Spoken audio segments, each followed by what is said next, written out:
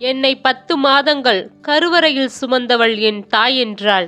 என் தாயையும் சேர்த்து என்னையும் தன் நெஞ்சிலே சுமந்தவர் என் அப்பா. கண்ணாடி பார்க்க கூட நேரமில்லாமல் உழைத்த தந்தை தன் மகனின் முகத்தில் தன் இளமையை ரசித்திருப்பார். இப்படிதான் நாமும் இருந்தோம் என்று. தான் கற்றதை விட அதிகம் தன் பிள்ளைகள் கற்க வேண்டும் என்று நினைப்பது அப்பா மட்டுமே. அவருள் அத்தனை அன்பு என்னிடம் சொல்லாமலே மறைந்திருக்கும். எத்தனை துயர் வந்தும் அதை தாங்கி இருக்கும். நம்மை இந்த உலகிற்கு பரிசளித்த தந்தைக்கு நாம் கொடுக்கும் பரிசு தந்தையின் பெயரை காப்பாற்றுவது. தன்மானம் உள்ளவன் பிறர் கால் பிடித்து பணிவதில்லை. தன் மகனுக்கு இழுக்கு என்றால் பிறர் கால் பிடிக்க தயங்குவதில்லை. அவர்தான் தந்தை, இவ்வுலகின் விந்தை. என்னை மட்டுமல்ல, என் கனவுகளையும் சுமந்து கொண்டு நடக்கிறார் என் அப்பா. தன் பிள்ளைகளின் மகிழ்ச்சிக்காக வாழ்க்கை முழுவதும் போராடும் ஓர் உறவு அப்பா. அம்மாவின் அன்பு கடல் போன்றது, கடல் அலை போன்றது, வெளிப்பட்டு கொண்டே இருக்கும். அப்பாவின் அன்பு நடுக்கடல் போன்றது, வெளியே தெரியாது, ஆனால் ஆழம் அதிகம். கடவுள் கொடுத்த வரம் கிடைக்கவில்லை எனக்கு, கடவுளே கிடைத்தார் வரமாக அப்பா.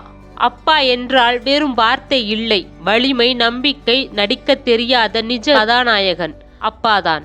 ஒரு தந்தை நமக்கு என்னவெல்லாம் செய்தார் என்பதை நாம் கடைசி வரைக்கும் உணர்வதில்லை. நாம் அதை உணரும் போது அவர் நம்முடன் இருப்பதில்லை. அப்பா இல்லாத பிள்ளைகளுக்கு மட்டும்தான் தெரியும் பாசத்திற்கு எவ்வளவு ஏங்குவார்கள். அன்னைக்கு ஈடாக ஆளாக்கும் தந்தை, தன் விருப்பங்களை நிறைவேற்ற வியர்வை சிந்த உழைப்பவர், பிரதிபலன் எதிர்பார்க்காமல் பிள்ளைகளை வளர்ப்பவர். நன்றியுடன் வாழ்த்துவோம் நானிலத்தில் தந்தையை. தந்தை இருக்கும் வரைதான் சொந்த பந்தங்கள் அனைவரும். அவர் நம்மை விட்டு பிரிந்த பின் அனைவரும் மாறி விடுகின்றன, பச்சோந்திகளாக, இடத்திற்கு தகுந்தாற்போல். சில நேரங்களில் பகைவன் போல் தெரிந்தாலும் உனது பாசத்தை மிஞ்சிட யாரும் இல்லை இவ்வுலகில். சில நபர்களுக்கு தந்தையின் அன்பு தெரிவதில்லை. ஆனால் உனக்காக உன் தந்தை பல அவமானங்கள் பட்டு ஏதோ ஒரு கூலி வேலை செய்தாவது உன்னை நல்ல நிலைமைக்கு கொண்டு வர நினைப்பார்கள். தாய்க்கு பின் தாரம், ஆனால் தந்தைக்கு பின் தந்தை மட்டுமே. யாராலும் இந்த இடத்தை நிரப்ப முடியாது. பெண் அழுகிறாள் என்றால் தன்னை தைரியப்படுத்துகிறாள் என்று அர்த்தம். ஆண் அழுகிறான் என்றால் தன் தைரியத்தை இழந்து விட்டான் என்று அர்த்தம். சுயநலமான இந்த உலகில் சுயநலமற்ற ஒரு உறவு அப்பா மட்டும்தான். தந்தையின் கடல் அளவு கோபம் கூட நொடி பொழுதில் அடங்கி விடுகிறது தன் மகளின் சிறு கண்ணீர் துளிகளில்.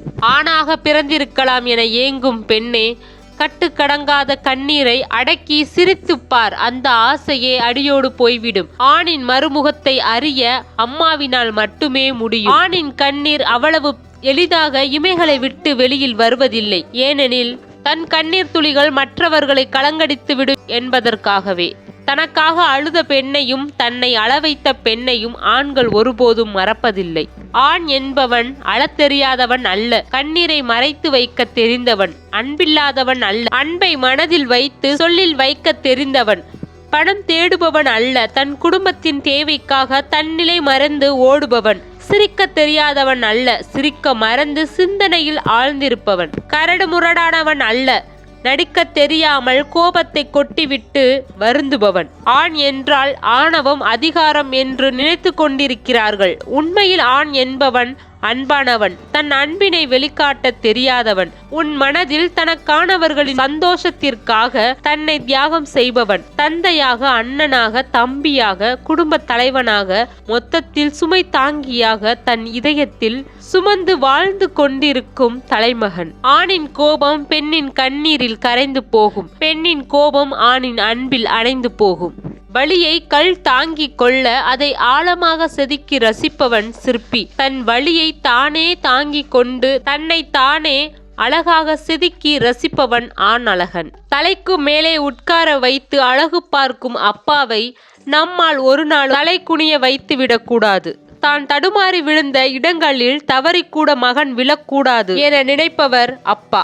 பிள்ளைகளின் ஆசையை நிறைவேற்றுவது ஒரு புறம் இருந்தாலும் தான் அனுபவித்த கஷ்டங்களை தனது பிள்ளைகள் ஒருபோதும் அனுபவிக்க கூடாது என்று நினைப்பதுதான் அப்பாவின் இதயம். உலகத்தில் எத்தனை சொந்தங்கள் இருந்தாலும் என் கண்கள் தேடுவது அப்பாவை மட்டுமே. நம் தந்தை சொன்னதெல்லாம் சரிதான் என்று நாம் உணரும் காலத்தில் நீ சொல்வதெல்லாம் தவறு என்று சொல்ல நமக்கு ஒரு மகன் பிறந்து விடுகிறான். குழந்தைகள் முன்னால் குழந்தையாகவே மாறிவிடும் வித்தை அனைத்தும் தெரிந்தவர் அப்பா ஒருவர் மட்டுமே. கடவுளுக்கும் அப்பாவுக்கும் சின்ன வேறுபாடுதான். கடவுள் நாம் காணாத தெய்வம், அப்பா நாம் தினம் காணும் தெய்வம். ஒரு பெண்ணின் முதல் காதலை அடைந்து விட்டோம் என்று கர்வம் வேண்டாம். அவளின் முதல் காதல் என்றுமே தந்தைதான், உடன் இருந்தாலும் இல்லாவிட்டாலும். எந்த பெண்ணும் அவள் கணவனுக்கு ராணியாக இல்லாமல் இருக்கலாம், ஆனால் நிச்சயம் அவள் தந்தைக்கு இளவரசியாக இருக்கிறாள். முயற்சி திருவினையாக்கும்.